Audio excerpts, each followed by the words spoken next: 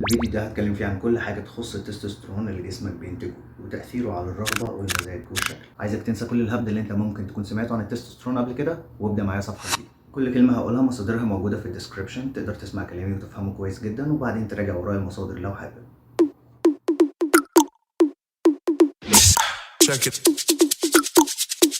كلنا سمعنا او قرينا قبل كده ان تمرين الحديد بيزود التستوستيرون، خصوصا السكوات والديد ليفت والحاجات الاكسرسايزز اللي فيها كذا عضله مع بعض بتشتغل. وانا كمان الكلام ده ابتديت اسمع عنه واقراه من حوالي 12 سنه كده، بس ابتديت كمان الاحظ حاجات غريبه بتحصل من ساعه ما الكلام ده انتشر. زي ان المدربين في الجيمات كنت بلاحظ ان هما بيخلوا الرجاله اللي فرحها قريب تتمرن رجل 3 مرات في الاسبوع، او سكوات يعني 3 مرات في الاسبوع، او يمرنوهم باحمال عاليه او مجاميع كتير جدا زي نظام 10 في 10 اللي هو 10 عدات في 10 مجاميع. وانا كمان اكيد برضو اتاثرت بالمعلومه دي لدرجه ان انا عملت برنامج تدريبي عباره عن كومباوند ليفتس بس، عشان منطقي ان كل ما التستوستيرون يزيد كل ما شكلي اكيد هيتحسن. والكلام ده كان في الفتره دي منطقي فعلا، لان الابحاث ساعتها كانت مبينه ان التمرين بمقاومه او تمرينات الحديد بتزود سيروم الدم من الهرمونات زي الجي اتش والتستوستيرون والاي جي اف 1.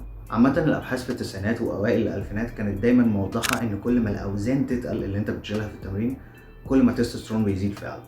فكان منطقي جدا ان انت ساعتها تفكر ان هو ده السبب الوحيد للنتائج ولزياده العضلات. ولكن بعد كده ابتديت افهم ان الزياده اللي بتحصل للتستوستيرون نتيجه التمرين مش كافيه اصلا انها توصلك لاي نتائج من اللي انت عايزها او بتفكر فيها، ولا حتى هي قريبه ولو شويه صغيرين من الزياده اللي ممكن تحصل من سيروم التستوستيرون في دمك لو انت واخد سايكل. وده لكذا سبب، اولهم ان التمرين باوزان تقيله بيعمل تنشن كبير جدا على العضله وبيعمل لها تفعيل او يعني بيعمل لها اكتيفيشن بقوه، وده بيخلي زياده التستوستيرون بعد التمرين مجرد عرض جانبي للتمرين نفسه اللي بيخليك تكبر وعضلاتك تقوى. وده اللي الابحاث بعد كده ابتدت تاكده لما ابتدوا يبصوا للموضوع من قريب اكتر.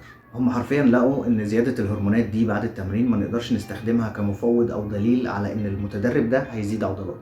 ولما ناخد نظرة على البيانات بتاعت الأبحاث دي هنلاقي إن فعلا مع إن التستوستيرون زاد مع المتدربين اللي اتمرنوا بقوة، إلا إن مفيش فرق في البروتين سينثيز أو عملية تخليق البروتين بين المجاميع بتاعت المتدربين. وتخليق البروتين ده لما بيعلى بيكون أكبر دليل واضح على زيادة العضلات أو على احتمالية زيادة العضلات للمتدرب. زائد ان زياده التستوستيرون بعد التمرين واضح من البيانات انها بتكون زياده حاده. يعني ايه بقى زياده حاده؟ بمعنى ان التستوستيرون ما زادش بسبب التمرين وفضل زايد لفتره طويله، لا هو ارتفع فعلا بعد التمرين بس نزل تاني لمستوياته الطبيعيه بعد ساعه واحده. ودي مش زياده الهرمون الكافيه اللي تخليك تقول هو ده السبب الحقيقي لزياده العضلات. وده يخلينا نسال بقى، هو احنا محتاجين التستوستيرون يزيد قد ايه علشان نلاقي منه نتيجه ملحوظه فعلا؟ في 2017 في ورقه بحثيه درست نسب التستوستيرون عند شباب صحتهم كويس بين اعمار 19 ل 39 سنه. التستوستيرون عندهم كان بين 264 ل 916، ولكن احنا ما نقدرش نعرف او مش متاكدين اقل واحد فيهم في نسب التستوستيرون عضلاته لو اتمرنت نتائجه هتكون اقل من اعلى واحد ولا اكتر. ولكن في نفس الوقت احنا متاكدين ان احنا لو خدنا تستوستيرون من بره العضلات فعلا هتكبر في وقت اقل كتير. الحقيقه انك لو اخدت تستوستيرون من بره ممكن تزيد عضلات بدون تمرين وعضلات اكتر من لو انت بتتمرن طبيعي. دي كانت النتيجة اللي لقوها في بحث سنة 1996 نشر في نيو انجلاند جورنال اوف ميديسن. اتقسم في البحث ده 40 راجل على 4 مجاميع. المجموعة الأولى رجالة اتمرنت طبيعي، المجموعة التانية رجالة أخدت 600 مللي جرام تستوستيرون كل أسبوع واتمرنوا، المجموعة التالتة أخدوا 600 مللي جرام تستوستيرون كل أسبوع وما اتمرنوش، المجموعة الرابعة بلاسيبو. يعني إيه بلاسيبو؟ يعني لا اتمرنوا ولا أخدوا تستوستيرون من بره. والنتائج كانت فعلا غريبه. المجموعه اللي اخذت التستوستيرون واتمرنت كانوا اعلى مجموعه في زياده العضلات، وطبعا المجموعه البلاسيبو اللي اخذت التستوستيرون ولا اتمرنوا كانوا اقل مجموعه في زياده العضلات. ولكن الغريب بجد ان المجموعه اللي اخذت التستوستيرون وما اتمرنتش زادوا عضلات اكتر من الناس اللي ما اخذتش تستوستيرون واتمرنوا طبيعي. طبعا الناس الطبيعيه دي لو كانوا اتمرنوا باسلوب مختلف او ساينتفك اكتر كان ممكن يزيدوا عضلات اكتر من الناس اللي خدت تستوستيرون. بس الدراسة دي بتفهمنا حاجة واحدة، ان التستوستيرون حقيقي فعال. طب ما تيجي نشوف احنا بنتكلم عن زيادة في التستوستيرون قد ايه هنا بالظبط. في البيز لاين بتاع الدراسة كانت تركيزات التستوستيرون اون افريج حوالي 500 نانو جرام لكل ديسيليتر، يعني كانت 500. وبعد حوالي 10 اسابيع من الحقن تركيزات التستوستيرون للناس اللي اتحقن لها من بره التستوستيرون كانت حوالي 3000 نانو جرام لكل ديسيليتر، ودي زيادة متخلفة واكبر باضعاف مضاعفه عن الزياده اللي بنشوفها مع المتدربين اللي ممكن يزودوا التستوستيرون بتاعهم عن طريق التمرين، اللي هي بالمناسبه بفكرك تاني بتكون زياده حاده بترجع تاني للبيز لاين بتاعها او للنسب الطبيعيه بتاعتها بعد ساعه واحده من التمرين. بس احنا اللي بجد محتاجين نعرفه، هل لو حد مثلا زاد من 600 نانو جرام ل 900 نانو جرام او من 300 نانو جرام ل 900 نانو جرام، ده ممكن يفرق فعلا في شكله او يوصل للفورمه بتاعته اسرع. ممكن، خصوصا لو في الحاله التانية لو التستوستيرون بتاعك قليل جدا او اقل من الطبيعي، انت فعلا ممكن لو عالجت المشكله ديت شكلك يختلف ومزاجك يختلف وحاجات كتير في حياتك هتبقى احسن وهتختلف. انما انت لو في قلب المدى المتوسط للتستوستيرون ليفلز مش هتفرق معاك كتير، خصوصا في الشكل وفي العضلات. طيب احنا في نقطه لحد دلوقتي لسه ما ناقشناهاش في التمرين. دلوقتي الابحاث كلها عماله تقول ان التمرين بيزود التستوستيرون، بس في قاعده كده بتقول ان اللي بيزيد عن حده بينقلب ضده. وهنا انا حابب اتكلم شويه عن الاوفر تريننج، اللي هو التمرين زياده عن اللزوم. في ابحاث كتير وضحت ان التمرين زياده عن اللزوم وزياده عن قدره احتمالك بيقلل التستوستيرون. يعني انت لو بتيجي على نفسك بزياده قوي في التمرين، انت هتاثر على التستوستيرون بتاعك وعلى نتائجك وعلى صحتك، لان الاوفر تريننج او التمرين زياده عن اللزوم بيقلل التستوستيرون بدرجه كبيره، مش زي التمرين نفسه اللي بيزود التستوستيرون بدرجه قليله. لا، هنا العكس. طب ما تيجي نتكلم شويه عن الاكل بقى. لفتره طويله انا واصحابي كنا بنركز قوي في الاكل وبنتجنب مثلا الصويا، لانها كان معروف عنها او في كلام برضو من 10 12 سنه انها بتقلل التستوستيرون او بتزود الاستروجين او بتبوظ الذكوره عامه يعني. بس الحقيقه والمفاجاه هنا ان الكلام ده برضو طلع مش حقيقي. اكبر ميتا اناليسيز عن الموضوع ده اتراجع فيه 32 دراسه، وكان الملخص بتاع النتائج ان لا الاكل اللي بيحتوي على الصويا ولا مستخلصات الصويا من الايزوفلافونز بتغير تركيزات التستوستيرون في الدم للرجال. وحتى لما نستخدم بروتين باودر من الصويا بيكون الصويا بروتين كونسنتريت، ما بيأثرش برضه على التستوستيرون بتاع الرجال. بس الاكل فعلا بيأثر على التستوستيرون بتاع الرجاله، بس اسلوب الاكل بيأثر اكتر من انواع الاكل. يعني انت لو اوفر ويت او عندك سمنه مفرطه دي حاجه بتقلل التستوستيرون. لو عامل دايت قاسي جدا او سريع جدا من اللي هو كالوريز قليله قوي بتاكلها كل يوم، دي حاجه برضه بتقلل التستوستيرون. ولو اشتغلت على ان انت تقلل نسبه دهونك، مثلا لو هتطلع مسرح وابتديت تنزل بقى لل 6% بادي فات وال 5% بادي فات، كل الحاجات السنجل ديجيت دي برضه بتقلل التستوستيرون جدا. وفي برضه حاجات في قوام الاكل نفسه ممكن تفرق معاك في التستوستيرون، زي الدهون. لو بتبعد قاصد ومتعمد عن الدهون في اكلك، دي حاجه بتضر التستوستيرون.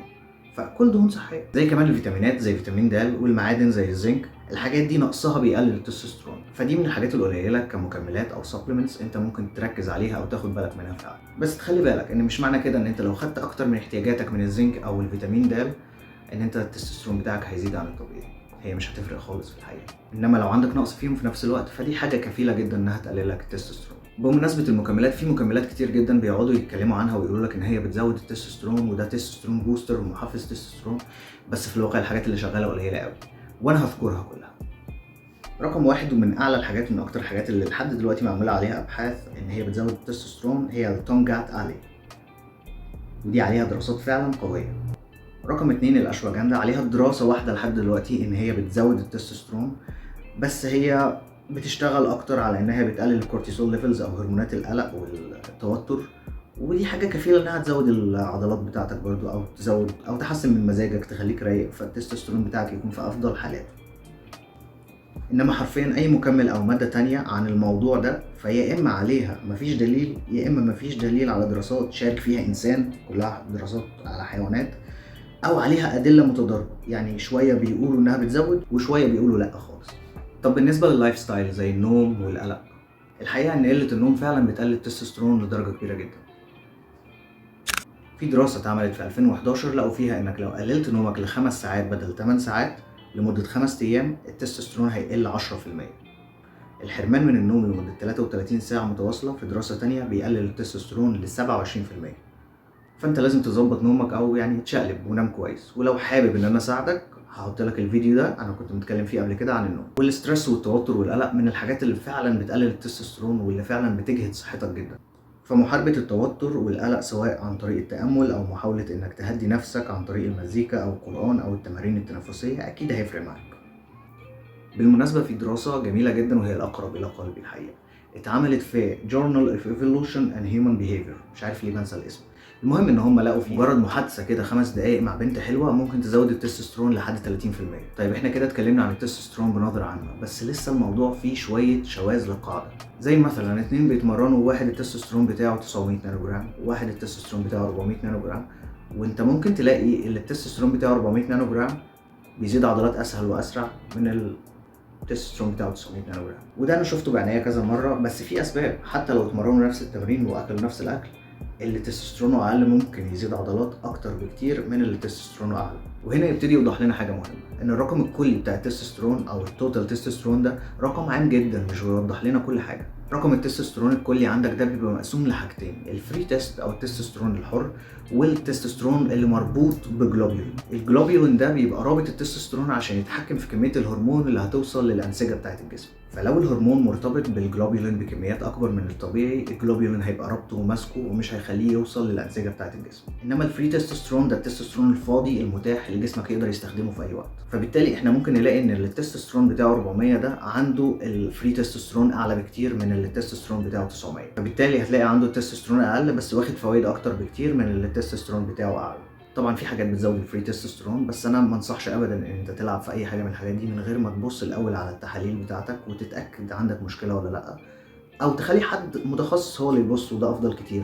هو اللي يتاكد انت عندك مشكله ولا لا، او محتاج تزود الفري مثلا ولا لا، او لو الفري عندك مش عالي فهو ليه مش عالي، ممكن يبقى ده مؤشر لمشكله صحيه تانية. بس في حاجه كمان غير النقطه دي بتفرق وفرق كبير جدا. انت الهرمون بتاعك علشان يشتغل ليه حاجه اسمها ريسبتور او مستقبل. الهرمون بيركب في الريسبتور وبعد كده بيبتدي يشتغل ويعمل الوظائف بتاعته. الريسبتور ده ممكن يبقى حساس وكثافته عالية، حساس لأي نسبة هرمون في الدم، ممكن يبقى متوسط الحساسية، ممكن يبقى مش حساس أصلا.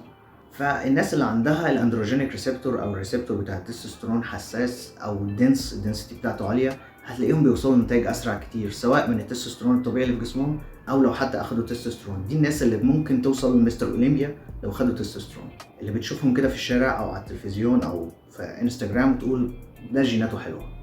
بالمناسبه انا على مر السنين انا شفت ناس كتير جدا اول ما عرفت ان هم بيضربوا هرمونات انا انبهرت وزعلت، لان هم مش باين عليهم خالص ان هم بيضربوا هرمونات، وبعضهم مش باين عليه اصلا ان هو بيتمرن. فايوه مش كل الناس لو ضربت هرمونات هتوصل لمستويات جباره للاسف. الجينات ليها عامل كبير جدا في نجاحك في لعبه كمال الاجسام. الخلاصه ان التستوستيرون الطبيعي اوفر ريتد جدا على ان هو يحدد شكلك وحجم عضلاتك طول ما هو في مستوياته الطبيعيه. فلو حاسس ان هو مش في مستوياته الطبيعيه حلل بسرعه عشان تطمن على صحتك. انما غير كده ما تقلقش حالك بيه، واعمل النصايح اللي انا قلتها من شويه. هي نصايح بسيطه جدا تقدر تنفذها كل يوم حتى، وهي هتاكد لك انك في اعلى المستويات الطبيعيه بتاعتك من التستوستيرون. وده حقيقي هيفرق معاك في الموتيفيشن والمايند سيت بتاعتك وثقتك في نفسك حتى. وخلاص كده احنا خلصنا، ما تنسوش تتابعوني واكتبوا لي كومنتس باسئله حتى لو انتوا في سؤال انا لسه ما جاوبتش عليه عن التستوستيرون شاغل بالكم، ونشوفكم على خير ان شاء الله.